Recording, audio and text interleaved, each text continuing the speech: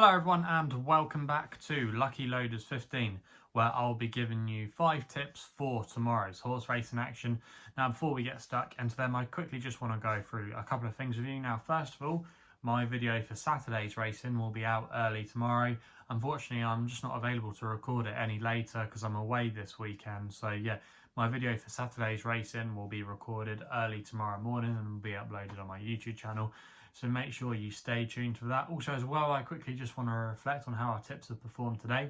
Now at the current time of recording this video, I still have my nap to run tonight at Epsom. So fingers crossed we can get a good result there. But away from that, it's been a mixed bag of results so far for us.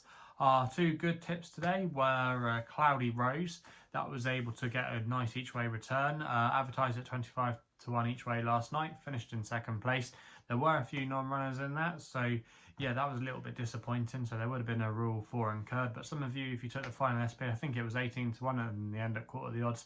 That wasn't a bad each way return there. I thought she ran a cracking race. She definitely was suited by the step up in distance. And it's definitely one for the tracker moving forward. I think she will win a race sometime soon. So one to keep on side.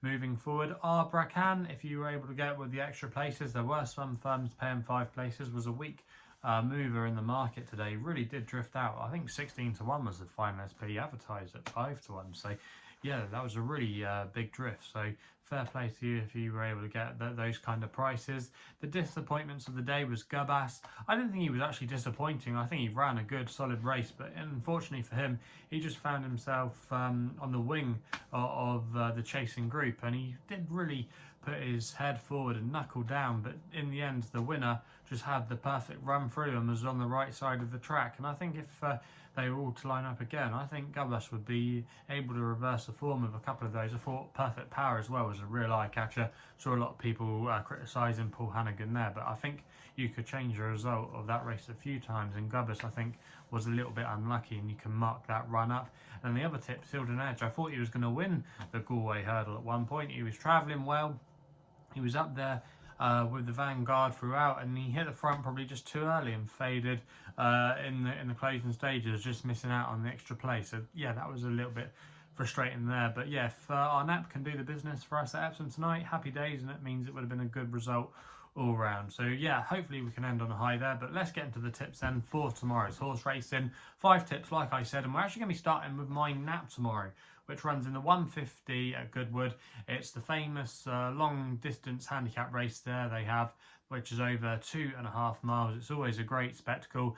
I'm going to take a chance here on my nap with the Grand Visir for Richard Kingscote and Ian Williams. Currently available at 8 to 1 with SkyBet at the moment, and they're offering a mighty 7 places on this race. And I think this is nailed on each way bet. I'm going to recommend a 1 point each way selection here as my nap of the day. Now this horse finished 4th in this race last year when he can be considered unlucky. He encountered a few traffic problems, but he was staying on really strongly. He just wants an absolute test of stamina, this horse. He doesn't win very often, but he can be effective. And I just think he's the most thorough stayer in this race tomorrow. And he won't mind the conditions either. He can handle ease in the ground. And a few of them at the top of the market, even though they've run well in stamina races before, they probably won't like these conditions. A lot of them, their best form has come on quicker ground, and I think you can rule quite a few of these out. And I think the Grand Visir at 8 to 1, he's just a solid contender, and I wouldn't be at all surprised if he wins this. He's been really consistent this year. He's been knocking on the door. He races off the same mark he did last year, and I think if he replicates last year's performance, I think he'll win this.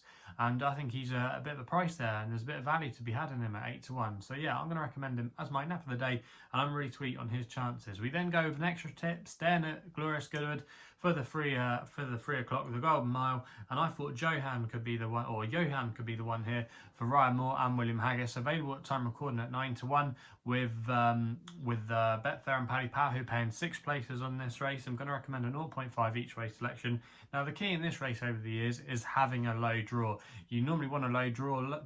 Horses that have had a low draw in the past have got a good record in this race, and he's got a great draw tomorrow in stall 2. Now he was last seen towards the end of June in a decent handicap at Salisbury, where he won that day with a bit of ease in the ground. He was raised £4 for that success, and I don't think that's too harsh at all. I think he is more than capable of defying it. And also as well, Ryan Moore is a positive jockey booking in this race. He's actually got a good record on it. I think a few years ago he went through a streak in this race where he won it like 3 times on the bounce, including when he actually combined with William Haggis when they won on seniority a few years ago, back in 2018. I remember I was on that day.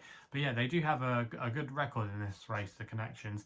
And I think, yeah, Johan, he does make quite a bit of appeal. He's still a 4-year-old, so he could still be improving. He doesn't mind a bit of ease in the ground as well. I think it'll probably still be good to soft tomorrow. He might just ride a little bit more on the soft side because there could be a few showers heading in that direction tomorrow. So yeah, Johan, I think he's got solid claims in this race. He's got a good draw. I think he'll be handy. I don't think he'll be ridden for luck. I think he'll be handy. He'll be given a good position by Ryan Moore. And if he can stay out of trouble, I think he's got a good chance at those prices. So yeah, that's going to be my tip there. We then stay at Goodwood for my next best of the day, which runs in the 3:35. On paper, this is a Group 2, but it looks like a Group 1 really with some of the runners we got in here. It's the King George V Stakes, and I'm going to go here with the young pretender Dragon Symbol for Oisin Murphy and Archie Watson. Now, Batash obviously merits a lot of respect, and he is a backable price really compared to what he usually can go off. But I think, I don't know, I think he could be vulnerable to some more progressive types. He's not unbeatable, this horse, obviously over this course he normally is. But if there is a bit of ease in the ground tomorrow, he doesn't always seem to best effect on ease. And I think you can get at him, and I'm going to be taking a chance here with Dragon Symbol. Now, Batash is going to be drawn low tomorrow, which we've seen that can be a negative on the sprint track, especially when there is ease in the ground. And Dragon Symbol is going to have a good draw tomorrow towards that rail, the near side rail in stall 11. And if there is any ease in the ground, he'll handle it. He's proven it already. He obviously was first past the post in the Commonwealth Cup, but then it got overturned. He also as well finished second in the July Cup at Newmarket a few weeks ago. So he's been knocking on the door, and he deserves to land at a big pot. He handles conditions. The drop back and trip I think will be fine as well, and it could turn into a bit more of a stamina test over the 5 furlongs, like we saw in the King's Stand, where all the speedy types got reeled back by the closers with the likes of Oxted, Arecibo, and that at Royal Ascot. So I do think Batash is vulnerable, and Dragon Symbol is 3-1 with a few in places. I think he'll be shorter tomorrow. I think he'll be well backed, and I could see Dragon Symbol going off maybe 2-1, 15-8, and maybe Batash being a little bit weak on the day, and they could maybe be very similar in price come post time. So Dragon Symbol it is going to be my selection in the 3:35 at Goodwood. We then go over to Galway for my only selection there tomorrow, where we're going with my Longshot in one of the feature races of the week. It's the 5:30. And I'm going to take a chance here with Decor Irlandais, which is currently available at 16-1 with some firms. Now this horse, Decor Irlandais, is 16-1 with SkyBet. They're offering 7 places, I should have said. But yeah, this horse has got a good bit of form. If you actually go back and look at his form over the years, he's always been an interesting type, this horse that's trained by Noel Kelly. But yeah, Decor Irlandais finished 4th in a Grade 1 at Aintree a couple of starts ago, behind the likes of Time Park, Roxana, some other smart performers as well. And he wasn't disgraced at all that day, and he's always shown, like I say, a good level of ability. And I think if he replicates that run tomorrow, he's got a good chance. He is in the high 140s, but he ran here at the Galway Festival a couple of years ago. He ran well. He finished 4th that day. He's a horse that normally is held up, and he's a strong travelling sort, but I think that could suit him tomorrow. I think he'll get a pace to aim at. And I think he's got a really good chance in this race. He's very versatile ground-wise as well. And he also as well had a recent spin on the flat at Leopardstown where he was quite eye-catching there. So I think this looks like it's been a target for him. We'll know he'll stay. Versatile sort. I thought 16-1 with 7 places on offer. I thought that was a good each-way bet. And that's why Decor Irlandais is going to be my long shot of the day in the 5:30 at Galway. We then head back to this side of the RSC where we're going up to Scotland with an extra bet to end the day. We go to the last race at Musselburgh, the 8:52. It looks like a poor contest here in this classified stakes, but I think I found one here, and that is French Red for Andrew Mullen and Ian Jardine. Currently available at 6-1 with some firms. I'm going to recommend an 0.5 each way selection here. Now this horse, French Red, is a horse that likes to be ridden prominently, and that can often suit a Musselburgh. Musselburgh has been quite a good track for us to follow this season. We've had a few nice winners there.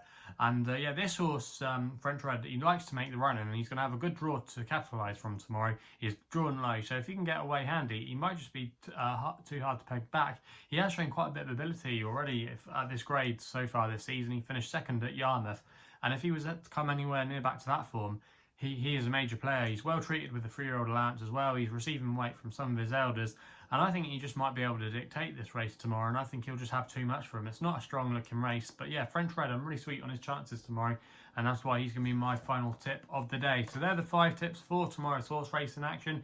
If you're still enjoying these videos, remember to hit that thumbs up button and subscribe to my YouTube channel here at LuckyLoaders15.